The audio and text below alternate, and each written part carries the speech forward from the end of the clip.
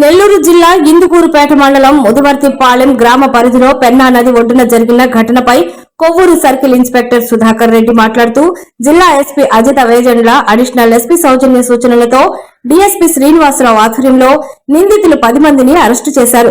ఈ సందర్భంగా circle inspector మాట్లాడుతూ అక్రమ సమూహంగా ఏర్పడి యువకులపై బీర్ బాటిళ్లతో దాడి చేసి గాయపరిచిన 10 మంది నిందితులను అరెస్టు చేసి ప్రధాన నిందితుడిని కూడా అరెస్టు చేసి నేరానికి ఉపయోగించిన మోటార్ బైకులు స్వాధీనం చేసుకున్నట్లు పోలీసు తమ విలేకరుల సమావేశంలో వివరించారు.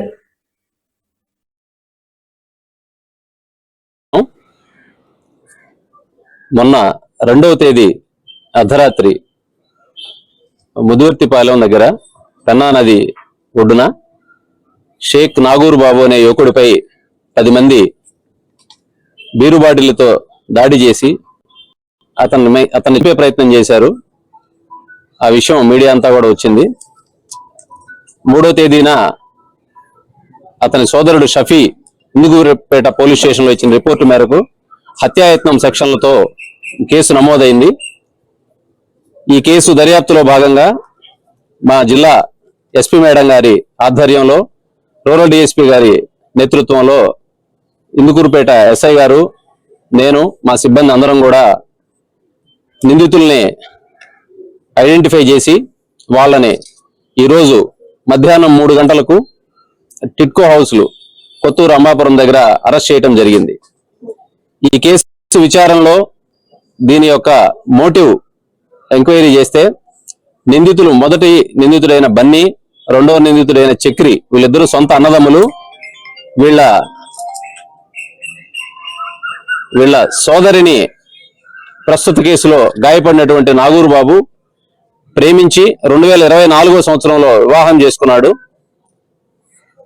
తర్వాత 2025వ సంవత్సరం ఏప్రిల్ నెలలో ఆ అమ్మాయి అనుమానాస్పద పరిస్థితుల్లో చనిపోవడం జరిగింది.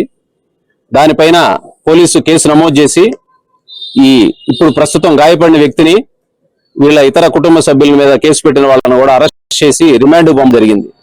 వాళ్ళు తదుపరి విచారణలో భాగంగా న్యాయస్థానం బెయిల్ మంజూరు చేస్తే బెయిల్ పై వచ్చున్నారు ప్రస్తుతం.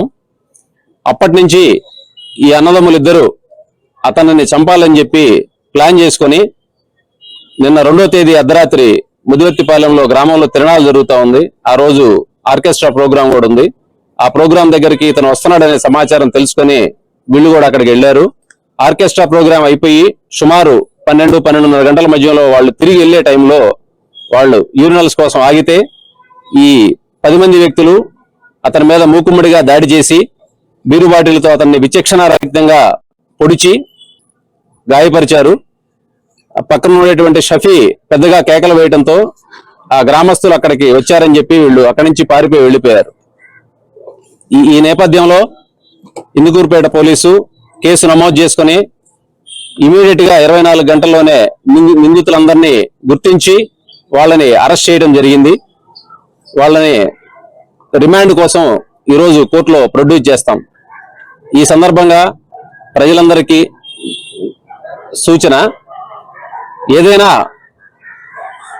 తప్పు జరిగి ఉంటే చట్ట ప్రకారం న్యాయస్థానాల ద్వారా మాత్రమే మీరు న్యాయాన్ని పొందాలి. అలా కాకుండా స్వతంత్రంగా చట్టాన్ని మీ చేతిలోకి తీసుకొని మీరు తప్పు చేస్తే చట్ట ప్రకారం మీరు కూడా శిక్షకు బాధ్యులవుతారని చెప్పి తెలియజేస్తా ఉన్నాం. ఆ విధంగా చట్టాన్ని చేతిలోకి తీసుకొని ఇష్టం వచ్చినట్టుగా బిహేవ్ చేసే ఎవరి మీదైనా సరే కఠిన చర్యలు ఉంటాయని చెప్పి తెలియజేస్తా ఉన్నాం. Thank you.